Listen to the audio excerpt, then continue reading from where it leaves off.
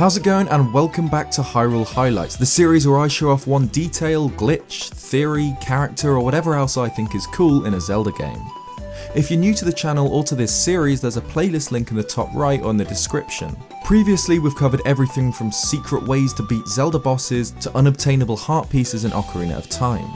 But today, let's focus on the weirder side of the Zelda series, with the heroes of Hyrule that aren't quite up to par. Saving Hyrule time and time again lands you a reputation, and the eternal hero, Link, has rightfully become a figure of legend by the later games in the Zelda timeline. In The Wind Waker, it's become tradition to dress young boys in green when they come of age to inspire them, in the hope that they learn to become courageous like the mythical hero of time. And it makes sense that for anyone to become a figure of legend, it's Link. This guy's a complete tank. Links across the Zelda timeline have stood toe to toe with the source of evil, saved deities from torment, fought through torture chambers and stopped celestial bodies from falling.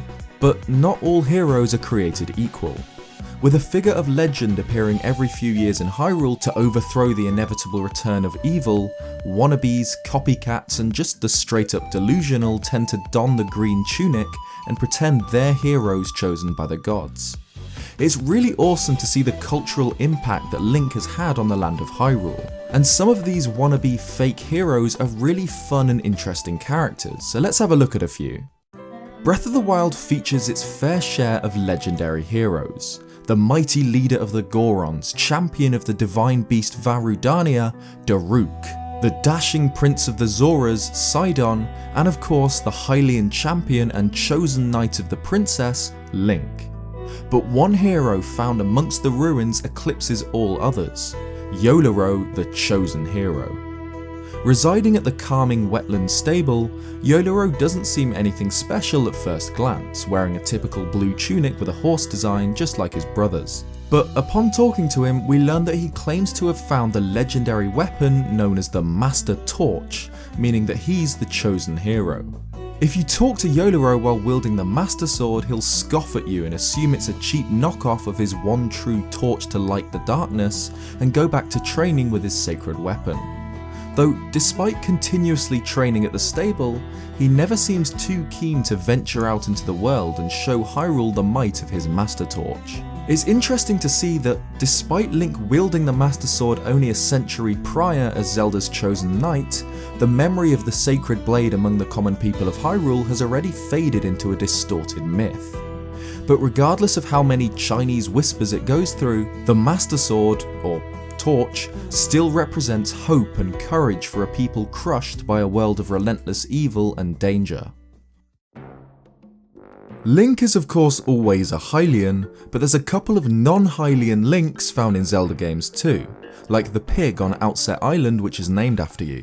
But one of the most memorable is Darunia's son in Ocarina of Time, Link, the hero of the Gorons. I suppose he's not really a fake hero, but he's one of my favourite minor characters in Ocarina of Time, so I'm going to include him. After defeating King Dodongo as Child Link, allowing the Gorons to access Dodongo's cavern, their food source, Link is revered as a hero by the Gorons, including their chieftain Darunia, who makes him a sworn brother. 7 years later, when Link returns to Goron City, he'll find it abandoned. The Gorons have been imprisoned in the Fire Temple by Ganondorf after Darunia left to try and take on Volvagia.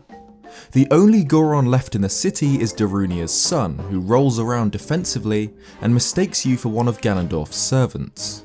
But this Goron won't go down without a fight. He claims to be Link, the hero of the Gorons. When you tell him your name is also Link, he'll relax and recognise you as his namesake. After your feats of bravery 7 years ago, Darunia named his firstborn son after you, Link.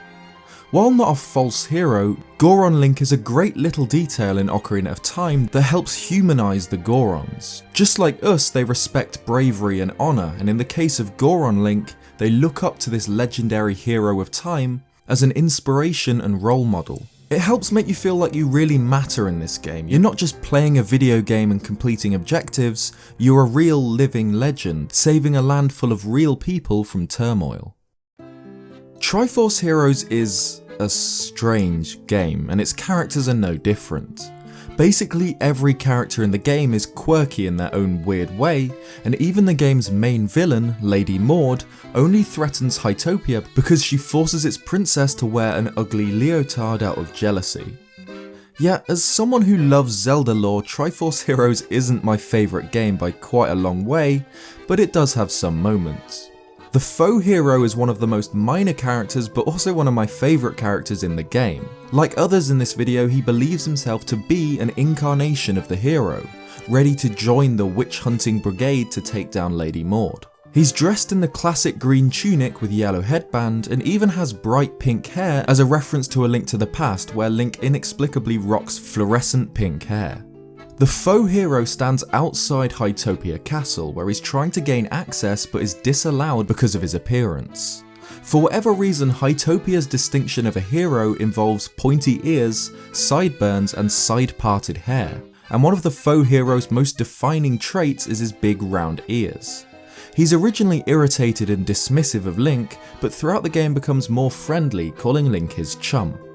The faux hero is not as fun as the others on this list, mainly just because he's in Triforce Heroes, where everything's bizarre and wacky, but he's still worth mentioning in a video about fake heroes. Phantom Hourglass has its fair share of weird characters, but one of the absolute strangest has to be NAYVE, the self-proclaimed hero. Sailing the seas of the world of the Ocean King is a familiar looking red boat, complete with a lion's head carving on the bow and a sail with green markings, though instead of the iconic King of Red Lions from the Wind Waker, it's the Prince of Red Lions, a larger ship styled after the original and obviously without the magic. Piloting this strange knockoff ship we find NAYVE, a man wearing a green tunic similar to our own, but with a white bobble on the hat and a red buckle on his belt. In case his name didn't give it away, just like YOLERO, wielder of the Master Torch, NAYVE too believes himself to be the hero of winds, despite standing face to face with him. During Phantom Hourglass, Link can train combat versus NAYVE in a similar fashion to Orca from the Wind Waker, and he plays a part in a few of the game's little side quests. He assumes you're an admirer based on the way you're dressed like him and makes you his apprentice. The main side quest NAYVE plays a role in is the Swordsman's Scroll trading quest, where Link can trade him the hero's new clothes, a set of invisible clothing, as a callback to the same item from the Wind Waker's second quest. In return, NAYVE gives Link a telescope, which he claims he got from his sister, just like Link and Hyrule in the Wind Waker, except it's not a telescope, it's a kaleidoscope. It's quite cool how he wields some sort of fork as his weapon. At first it just seems like a random gardening tool, but during the Wind Waker we learn that the legend of the Triforce became remembered as the Golden Triumph Forks over hundreds of years. So it's possible that NAYVE, trying to appear like the hero of winds, uses a fork like the legend of the Triumph Fork. So there you go, there are a few of my favourite false heroes in the Zelda series. I love that with little details like these we can see Link's impact on the land of Hyrule, becoming a figure so revered that copycats and mimics appear. Thanks for watching this episode of Hyrule Highlights. If there are any other things you'd like to see from the channel, be sure to leave it in the comments below. And as always, there's a playlist link for more in the top right of the description below. Cheers guys, and I'll see you next time.